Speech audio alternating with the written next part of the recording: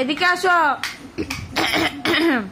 আম্মু রিমোট ভেঙে ফেলছো? ভেঙে ফেলছো রিমোট?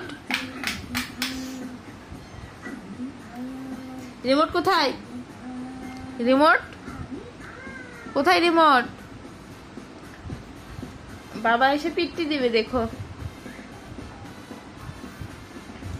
আয়াত আয়াত রিমোট নিয়ে আসো।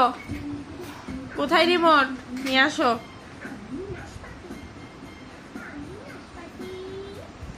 এই মেয়ে রিমোট ভেঙে ফেলছো? ভেঙে ফেলছো কেন? রিমোট কেন ভেঙে ফেলছো?